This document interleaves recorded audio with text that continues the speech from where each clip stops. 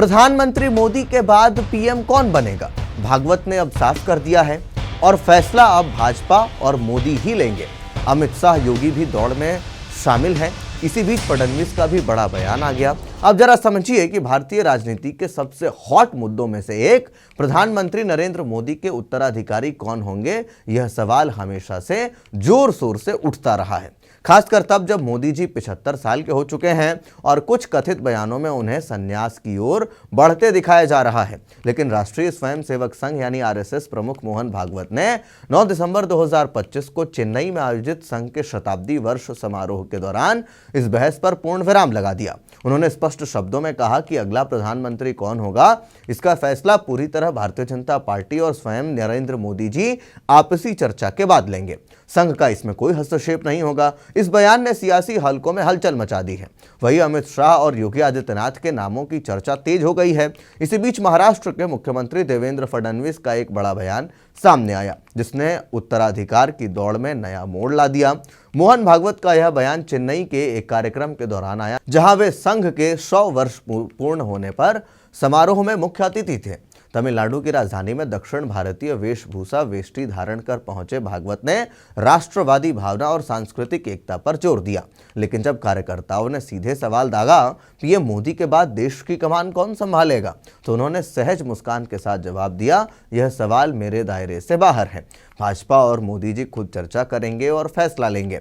हम तो सिर्फ शुभकामनाएं दे सकते हैं। यह जवाब न सिर्फ संघ की निष्पक्षता दर्शाता है, बल्कि भाजपा को आंतरिक लोकतंत्र की छूट भी देता है। विशेषज्ञों का मानना है कि भागवत का यह कदम 2029 के लोकसभा चुनाव से पहले पार्टी में किसी विवाद को जन्म न देने का प्रयास है। भाजपा ने पहले ही स्पष्ट कर दिया है कि 2029 में भी मोदी जी ही अगुवाई करेंगे। लेकिन 75 साल की उम्र के बाद संन्यास की अफवाहें जोर पकड़ रही हैं। भागवत के बयान के बाद सियासी गलियारों में अमित शाह और योगी आदित्यनाथ का नाम सबसे ऊपर आ गए हैं। गृह मंत्री अमित शाह को मोदी का चाणक्य माना जाता है। उन्होंने 2024 और 2019 चुनाव में भाजपा की जीत के पीछे अपनी रणनीति से साबित किया कि वे पार्टी को नई ऊंचाइयों पर ले जा सकते हैं। शाह का संगठनात्मक कौशल और केंद्रीय राजनीति में पकड़ उन्हें मजबूत दावेदार बनाती है। वहीं उत्तर प्रदेश के मुख्यमंत्री योगी आदित्यनाथ हिंदुत्व के प्रबल समर्थक हैं और 2019 में यूपी की सत्ता पर काबिज होने के बाद उन्होंने कानून व्यवस्था सुधार कर भाजपा के लिए उत्तर प्रदेश मॉडल गढ़ा दिया है। योगी का केंद्रीय नेतृत्व कई राज्यों में स्वीकार्य माना जाता है, लेकिन उनकी आक्रामक शैली कुछ लोगों को चुभती है। सोशल मीडिया पर #मोदी सक्सेसर ट्रेंड कर रहा है, जहां योगी समर्थक बुलडोजर बाबा को और शाह समर्थक होम मिनिस्टर को प्रोजेक्ट कर रहे हैं। इसी बीच महाराष्ट्र के मुख्यमंत्री देवेंद्र फडणवीस का बयान चर्चा में आ गया। 10 दिसंबर 2025 को एक कार्यक्रम में फडणवीस से जब उत्तराधिकारी पर सवाल पूछा गया तो उन्होंने कहा, मोदी जी के अलावा किसी और के बारे में सोचना ही गलत है। वे स्वस्थ हैं, ऊर्जावान हैं और देश को नई दिशा दे रहे हैं। उत्तराधिकार की बात अभी समय से पहले है। फडणवीस का यह बयान मोदी लॉयलिस्ट की भूमिका निभाता दिखता है, लेकिन राजनीतिक विश्लेषकों का कहना है कि यह खुद को दौड़ में बनाए रखने का भी संकेत हो सकता है। फडणवीस ने 2014 से 19 में महाराष्ट्र की सत्ता संभाली और अब फिर से सीएम बनकर यह साबित किया कि वे संकटों में पार्टी को संभाल सकते हैं। उनका नाम उत्तराधिकार की दौड़ में कम चर्चित है, लेकिन पश्चिम भारत में उनकी मजबूत पकड़ उन्हें कांटे का दावेदार बना सकती है।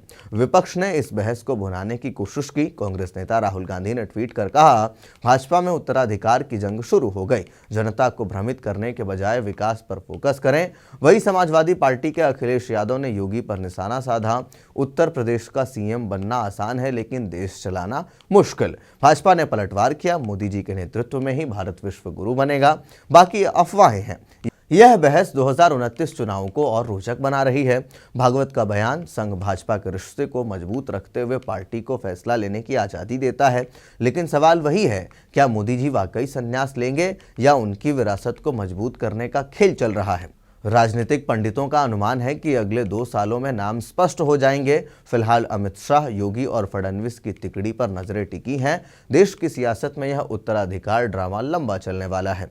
तो वैसे में प्रधानमंत्री मोदी के बाद कौन होगा, इसको लेकर के चर्चा जोर पकड़ रही है। मगर इसी बीच लगातार बीजेपी जो है वो एक बात को प्रमुखता से रख रही है कि प्रधानमंत्री मोदी अभी स्वस्थ हैं और वे अगली बार भी यानी 2029 के चुनाव में भी पीएम के लिए खड़े रहेंगे। तो आप इस विषय को लेकर के क्या कुछ सोचते हैं, कमेंट बॉक्स में अपनी राय जरूर दें।